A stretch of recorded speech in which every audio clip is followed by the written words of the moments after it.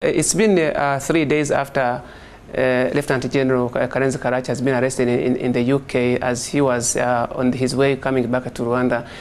Do you as a government have you received any notes from the UK's government in regard to what happened to General Karake? Thank you very much. Yes, we were informed by the government, the British government, that General Gen Karake was arrested in relation of 2008 Spanish indictments that were launched by Judge Fernando Nduhungirehe. And as a government, we were astonished and deeply disappointed by this arrest. So how credible these indictments are, given the circumstances and the grounds on which they have been given out for the arrest of Rwanda's high-ranking military officials here? These indictments have zero credibility. They are not credible at all. Because, first of all, they are not an indictment against individuals. It's an indictment against the RPF, against the government. And then, first, we need to know the background of these indictments. Those who are behind these indictments are well-known NGOs who are linked to the FDLR, who are sending money to the FDLR as established not by the government of Rwanda, but by a UN report of 2009.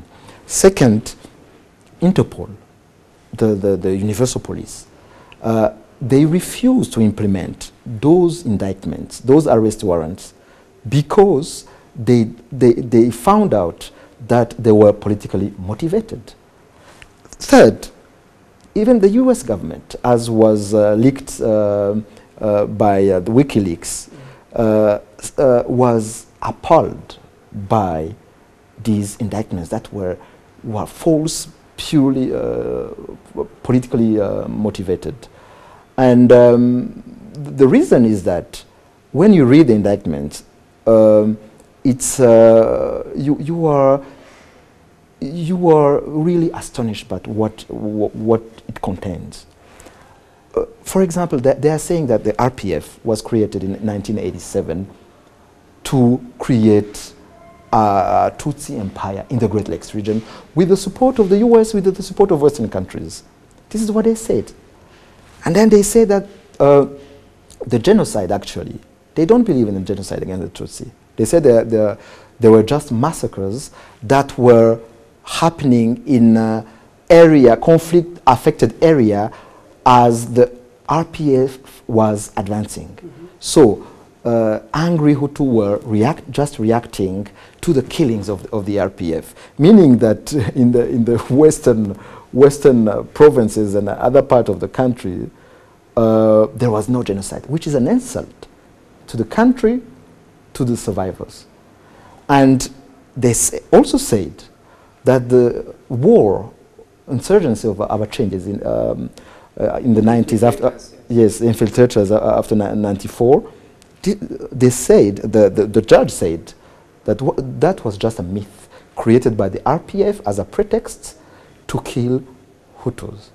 So when you see that kind of indictment, that kind of argument, and then to hear that any government has given credit to that indictment and to arrest the head of the National Intelligence and Security Services, it's appalling. We don't understand that. And now I can inform you that early this year, in February, even the High Court of Spain, which is a higher jurisdiction to the Audiencia Nacional, which was the tribunal of first instance of Fernando Nduhungirehe, dismissed the indictments, stating that there was no credible evidence. And now we have some of the NGOs made an appeal to the Supreme Court, and we were waiting for a decision of the Supreme Court. So now, in between, to have in this period, to have an officer arrested with under a flawed process, which was dismissed by almost all instances that express their views on the indictments, it's difficult to understand. Yeah. So, given the circumstances under which these arrests have been executed by the Spanish judge, what are you doing as a government to perhaps contain this kind of situation? We are working with the British government, which has arrested Gen Karake, and there's a process going on at the moment, and we hope that we will reach to a successful conclusion. But we continue to working with the government to ensure that the issue is addressed, because it's for us it's difficult to understand that not only a high-ranking official of the government is arrested in Europe, but also based on a document which denies genocide with a high level of cynicism. This is very difficult to understand. Then let me know, given the ground under which this judge released the arrest warrants, he's never been to Rwanda, he's been speaking to government's opponents. Why do you think the UK really decided to execute this arrest warrant, given the situation on the ground?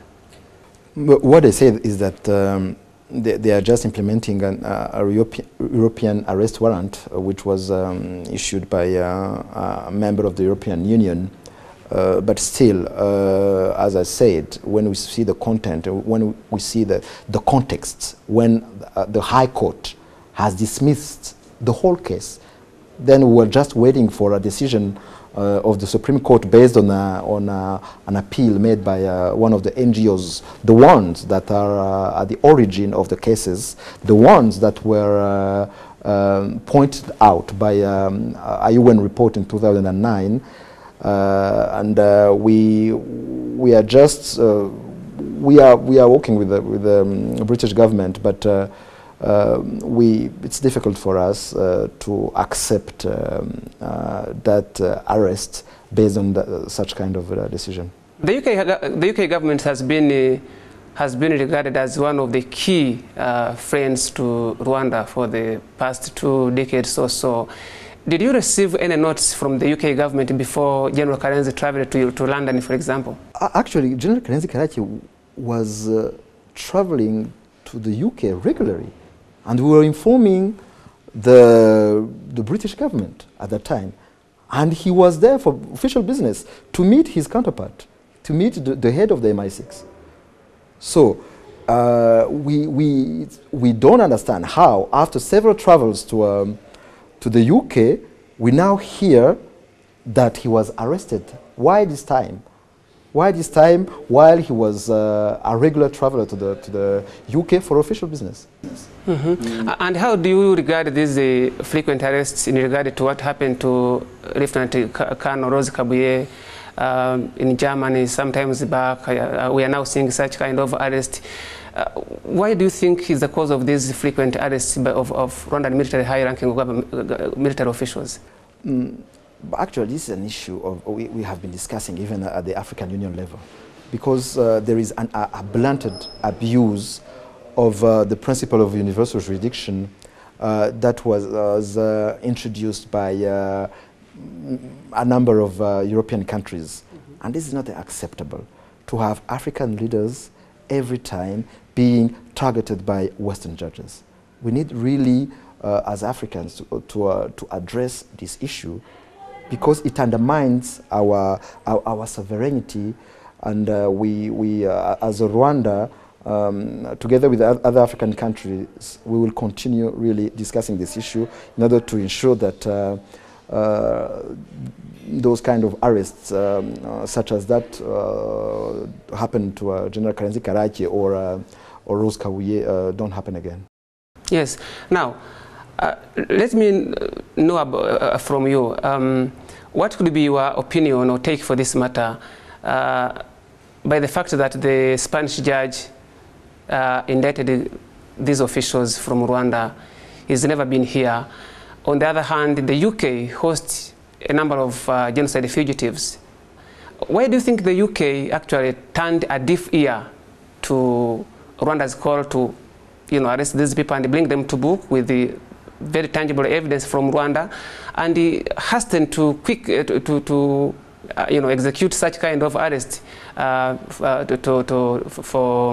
General Karenzi, for example? But the question is, how can a case that was dismissed by Interpol because it was politically motivated be implemented by European countries as an European arrest warrant? Because if you have to abide by those standards, because Interpol assessed and analyzed the indictment and found out that they were politically motivated. And for anyone who reads only the first page of the indictment, understand that this is a politically motivated indictment. So having 28 members of the European Union, implementing any kind of indictment, wherever flawed it may be, is difficult to understand. So the European Union and its member states should really reassess our policy in that regard, because we cannot accept that our leaders continues to be targeted by any individual judge in any European country targeting any African leader. This is a thing we need really to discuss and to ensure that it doesn't happen again. Mm-hmm. Then, given the track record of diplomatic ties between Rwanda and the UK, to what extent such kind of acts could probably spoil the diplomatic ties between the two friend countries? For the moment, we are still we are in touch. We are still discussing about the way forward on this case, and then depending on the outcome, we will reassess our position. But as for now, we are still working with the British government to ensure that General Karake is freed, and then those cases, those indictments that are coming from Spain are dismissed for good. Mm. Maybe the last question, a follow-up question. Actually, I'm done.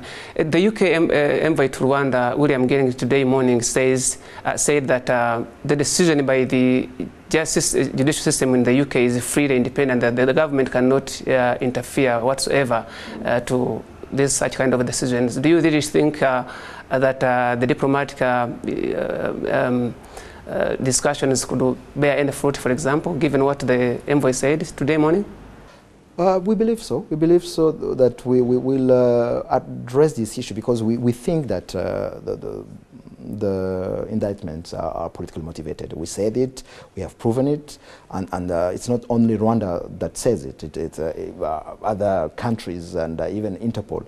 So this issue will be settled also at the political level. But of course, we continue to the legal side, judicial side of the case, to ensure that the case is closed and that the indictments are dismissed.